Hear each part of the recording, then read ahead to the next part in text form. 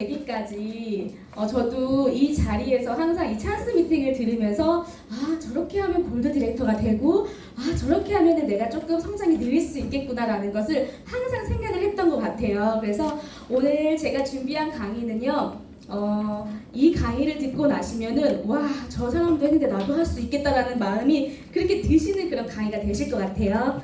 그래서 한번 귀 조금 세우시고 들어보시면 감사하겠습니다.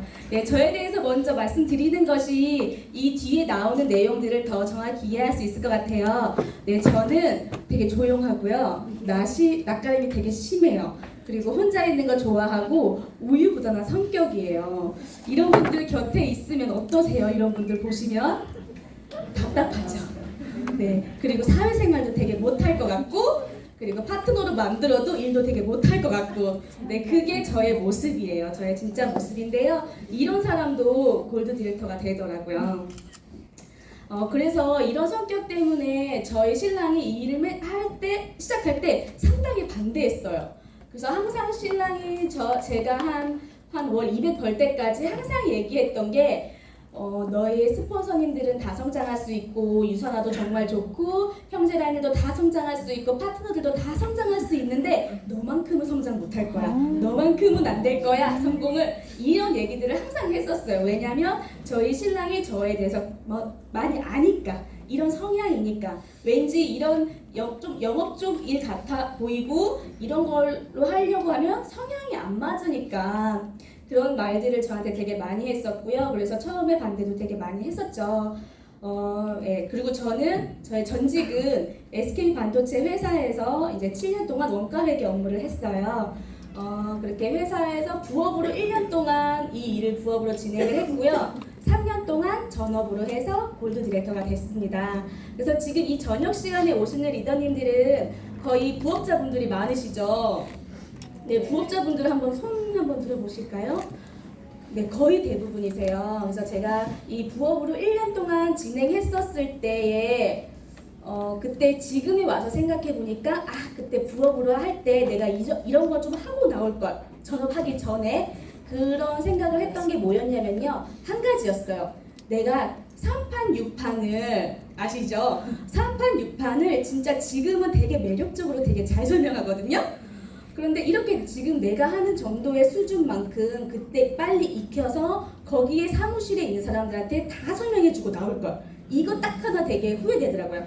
그때 그 부업자로 있을 때 그분들을 사인업 시키고 그분들을 소비자로 만들고 그것까지는 아직까지 제 그때 수준에서는 좀 힘들었을 것 같고, 그냥 그렇다 하더라도 그냥 그때 내가 3판 6판을 잘 설명해서 이분들에게 영양제를 고르는 기준이라는 게 있구나, 이 정도만 그분들의 생각을 바꿔놓고 내가 퇴사를 할 걸. 이거 하나 딱 되게 후회되더라고요. 그래서 그런 부분들을 준비하시고 그런 부분까지 해 놓으시고 전업을 나오시면은 너무 좋을 것 같아요.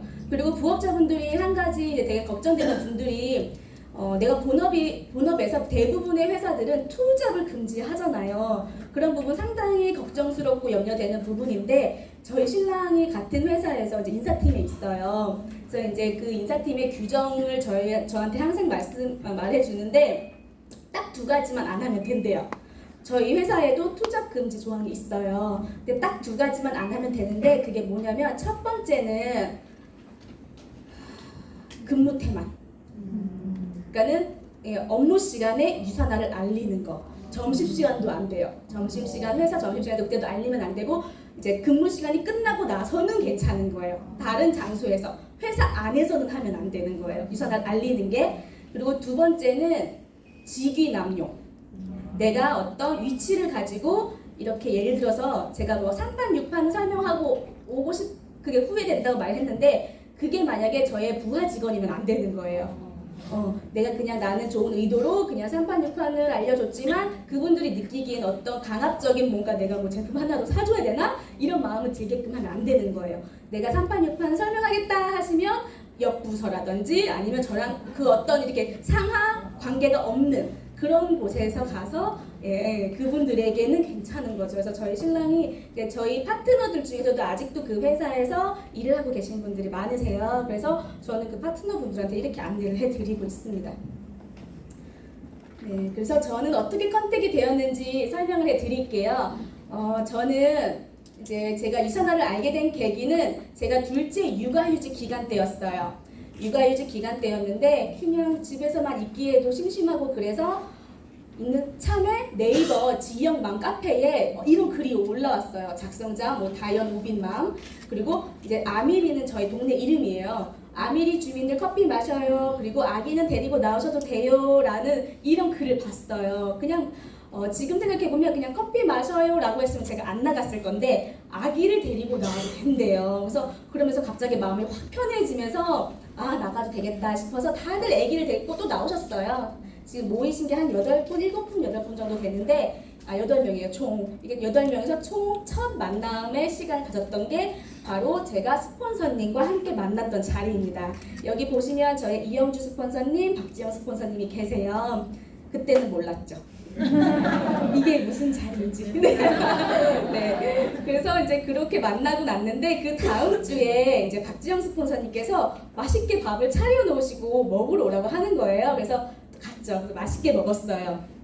그리고 그 다음 주에 또 맛있게 차려 놓으시고 먹으러 오래요. 또 가서 먹었어요. 그리고 또 그 다음 주에도 그 다음 주에도 2달 동안 그 2달간 기간 동안 유산화 얘기를 단 하나도 꺼내지 않으셨어요.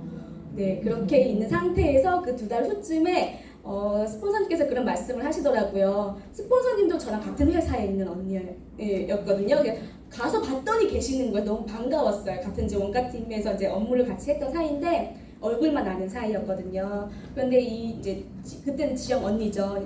이제 지영 스폰서님께서 내가 요즘에 영양 공부를 해. 그러니까 내가 영양 공부, 내가 공부한 게 있는데 잘하는지 한번 들어봐줘 라고 하셨어요. 그리고 칠판을 펴시고 왜 우리 아시는 그 비타민을 고르는 A, D, E, K 아시죠? 지용성, 수용성 비타민 고르는 방법, 그거에 대해서는 짤막하게 5분 정도 설명을 해주셨어요. 비타민 A는 수용성을 골라야 되고 이렇게 설명해 주셨는데 저는 그 영양 강의를 듣고 너무 깜짝 놀랐어요. 그러니까 영양제를 고르는 기준이 있구나를 그때 처음 안 거예요. 저는 그래서 그때 유산화를 처음 알게 됐고 그래서 제가 유산화를 시작하게 되었습니다. 저는 이렇게 컨택이 되었어요. 네, 그래서 좀 음식을 하는 걸 좋아하시는 분들한테는 이런 방법도 꽤 좋을 것 같아요. 네, 그리고 제가 이렇게 컨택이 되었는데 나중에 스폰서님께서 말씀하시더라고요. 제가 선택을 할 줄은 몰랐대요. 잠깐만요. 네, 이렇게 지금 스폰서님 제외한 5분이 계셨는데 거기에 저는 명단이 없었던 거예요. 왜냐면 앞에서 보셨잖아요, 제 성격. 전혀 이 일과는 맞지 않은 상황, 그리고 안정된 대기업을 다니고 있는 상황, 그리고 저는 육아휴직이 끝나면 복직이 예정되어 있는 상황. 그러니까 이런 모든 것을 종합해 봤을 때 제가 유산화를 절대 선택하지 않을 거야 생각을 하셨던 거죠. 그래서 이제 저희들이 그건 거예요. 절대 명단을 먼저 판단하면 안 된다는 거. 그래서 이 5명 중에서 저만 유일하게 유산화 사업자를 하고 있어요. 그죠? 네. 그래서 저는 그렇다면은 그렇게 안정된 생활 중에서 제가 유산화를 선택했던 이유도 있겠죠. 제가 유산화를 선택했던 이유는 2가지가 있어요. 첫 번째로는 되게 시간의 자유. 항상 우리 직장인들이 생각하는 부분이 시간의 자유잖아요. 좀 출근 좀 안 하고 싶고 그냥 내 마음대로 내 시간 좀 쓰고 싶고 일을 안 하겠다는 게 아니라, 그죠? 내 시간의 자유를 누릴 수 있다는 점. 그리고 2번째로는 와, 이거 평범한 사람이 큰 돈을, 제가 상상하지 못할 큰 돈을 벌 수 있는 유일한 방법이겠다. 이 2가지 이제 생각이 저한테 들었고 그래서 유산화를 선택하게 됐어요. 어떻게 보면 저는 제품보다는 사업적으로 먼저 유산화가 제 마음속에 들어왔어요. 네, 그렇게 해서 유산화를 시작하게 됐는데 어때요? 저랑 되게 안 맞을 것 같죠? 맨 처음에 저랑 너무 안 맞다는 생각이 너무 많이 들었어요. 이거 진짜 내가 괜히 시작했구나 이런 생각이 되게 많이 들었었는데 이런 가치들을, 그러니까 네트워크가 주는 가치죠. 네트워크 마케팅의 가치들을 조금씩 알아갈수록 어떤 생각이 들었냐면요. 이제 그때부터는 맞고 안 맞고가 중요한 게 아니더라고요. 이게 내가 안 맞지만은 나를 변화시키면서 맞춰야 되겠다라는 그런 가치가 느껴지니까 제가 변화하게 되더라고요. 근데 생각해 보시면 이 세상에는 원래 처음부터 나랑 꼭 맞는 건 아무것도 없어요. 그죠? 내가 그렇게 꼭 맞을 것 같아서 선택했던 우리 남편 어떻게 꼭 맞나요? 아니죠. 네, 그리고 홈쇼핑 보면서 저 옷은 진짜 나한테 딱이다 하고 샀던 그 옷 나한테 맞나요?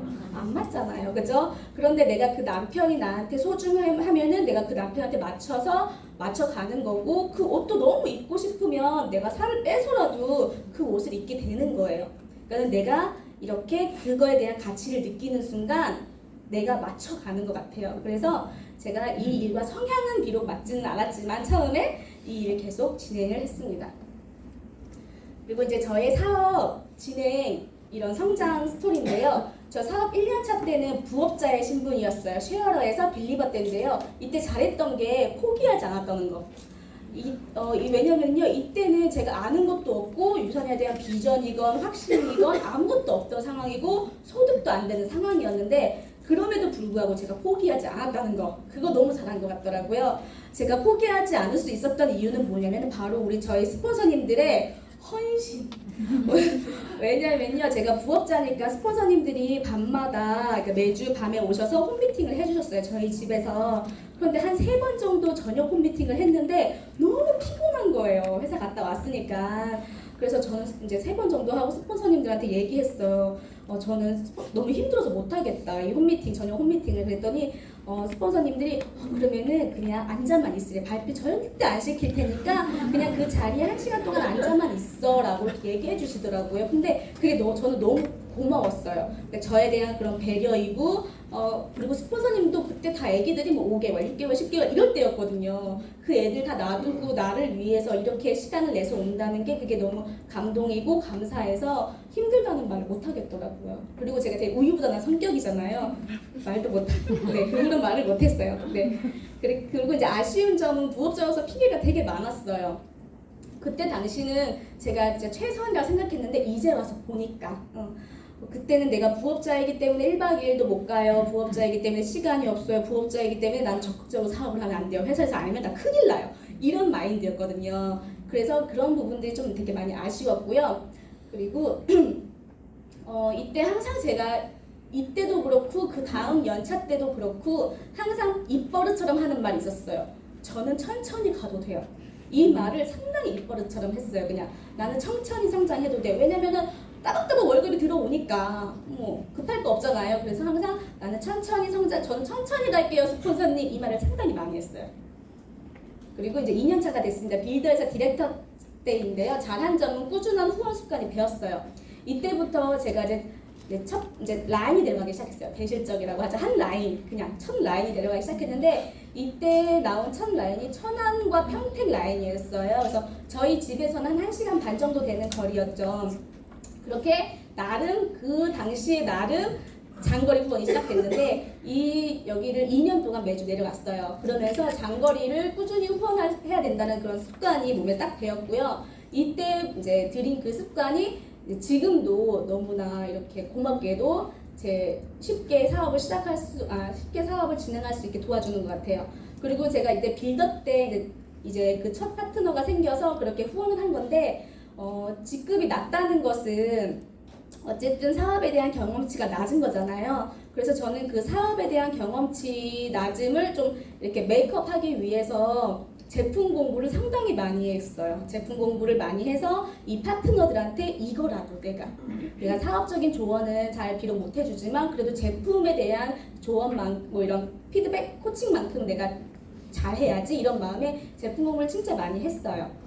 그리고 이제 이때 아쉬운 점은요, 저는 이때도 사업자 마인드가 없었던 것 같아요. 그때 당시에는 저는 사업자 마인드가 있어요 라고 말을 했어요. 왜냐하면 매주 본사에도 오고 1박 2일에도 가고 매일매일 유산화가 머릿속에 가득 차 있었거든요.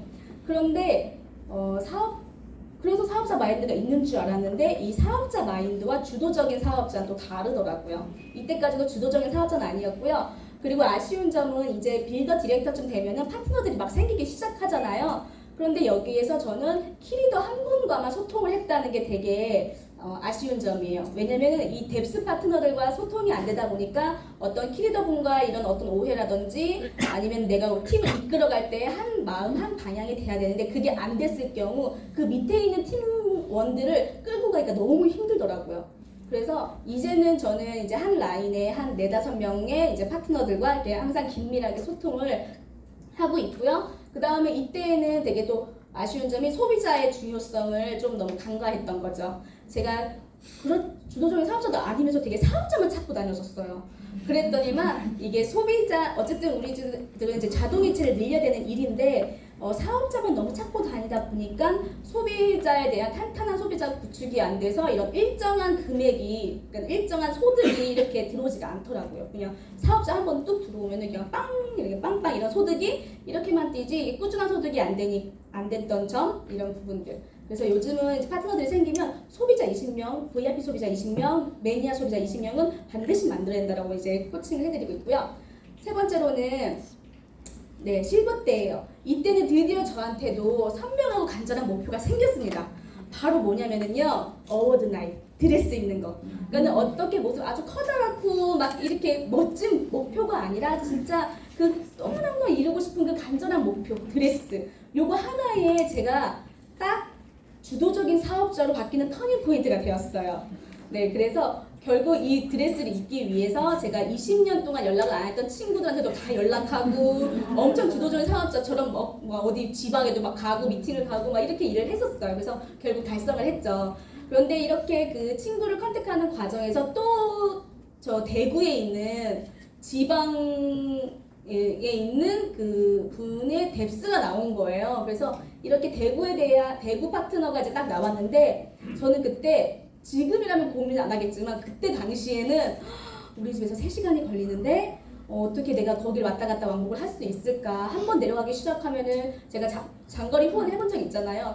최소 6개월인데 내가 6개월 갈 수 있을까? 그러면서 스폰서한테 전화를 했어요. 전화하면서 저는 못하겠어요. 여기는 그냥 제가 내려가지 않으면 분명히 이분은 그냥 한두 번 먹다가 많은 그런 소비자가 되겠죠. 근데 저는 못하겠어요. 스폰서님이라는 말을 했었어요. 지영 스폰서님한테. 그랬더니만 스폰서님이 내가 같이 가줄게. 한번 해보자 해서 그렇게 스폰서님과 함께 내려갔던 대구 라인이 지금은 저의 든든한 또 한 라인이 되었어요. 그래서 그때 만약에 스폰서님께서 함께 해주지 않았다면 저 혼자 한 2-3달 했다가 그냥 흐지부지 없어질 그런 파트너가 됐을지도 모르겠지만 항상 이 스폰서님의 따뜻한 그런 후원 때문에 제가 이렇게 뎁스 빌딩을 잘 할 수 있는 것 같고요.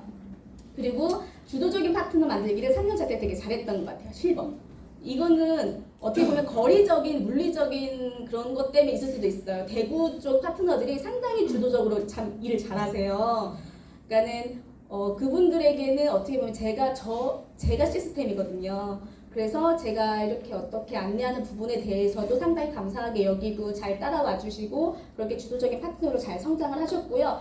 제가 생각해보니까 이분들이 어떻게 이렇게 주도적인 파트너가 됐을까라고 생각했더니 제가 잘한 점을 생각해봤더니 저는 항상 파트너들을 빛나게 해주려고 노력을 했던 것 같아요.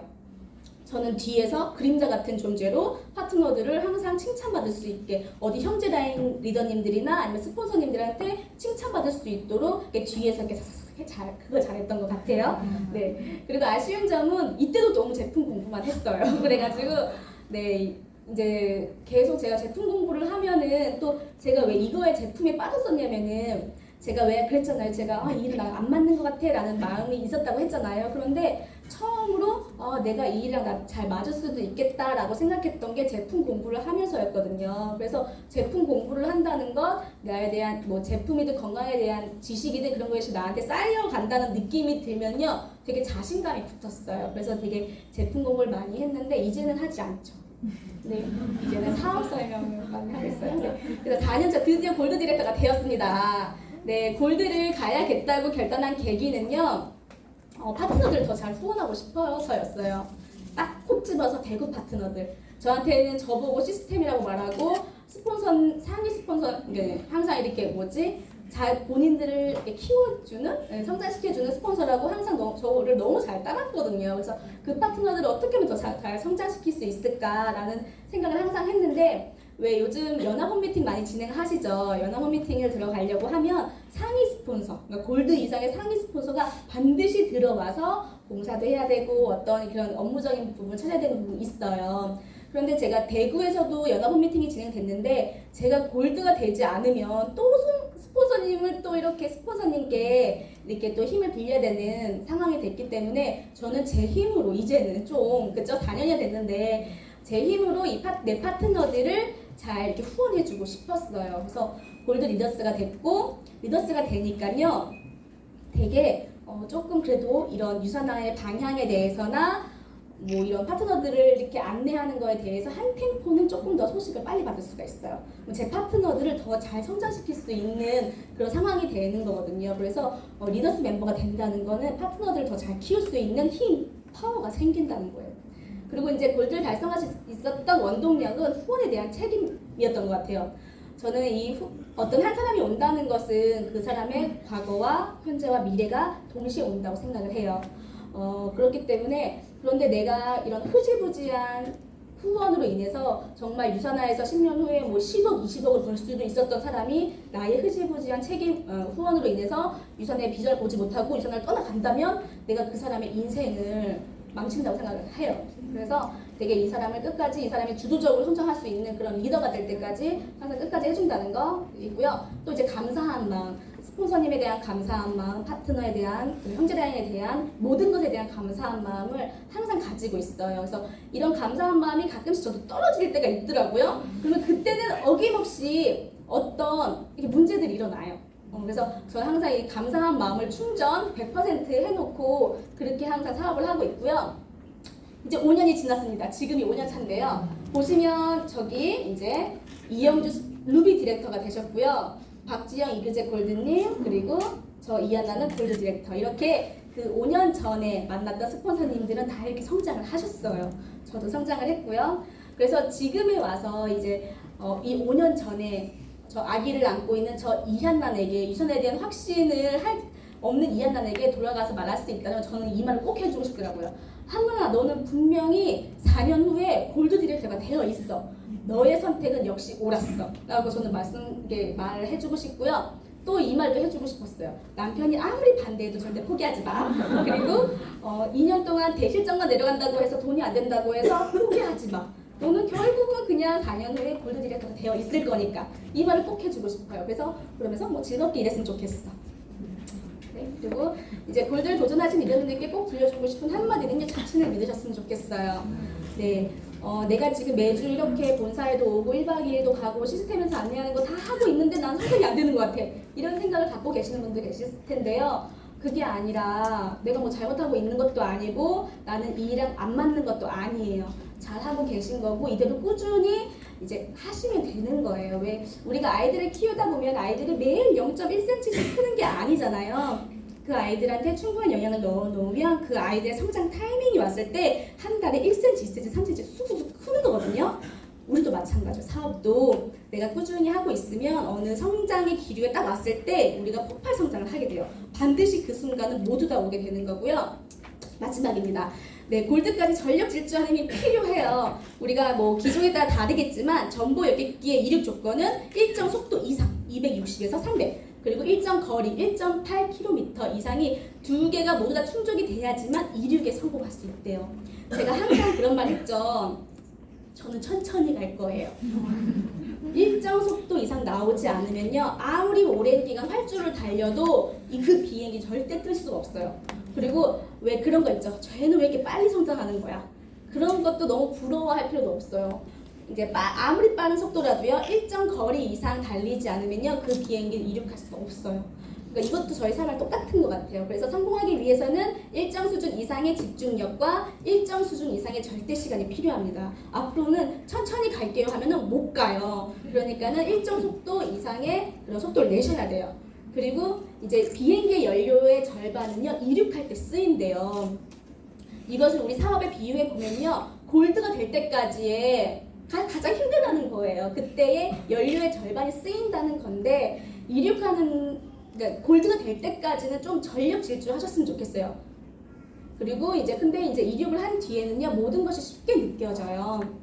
저기 하늘을 날고 있는 저 비행기처럼 이제 그 하늘 날고 있는 비행기만이 그 하늘의 광활함이라든지 자유로움, 충만감을 누릴 수가 있거든요. 그리고 그것은 저 이륙을 한 저 비행기에게 주어지는 선물이에요.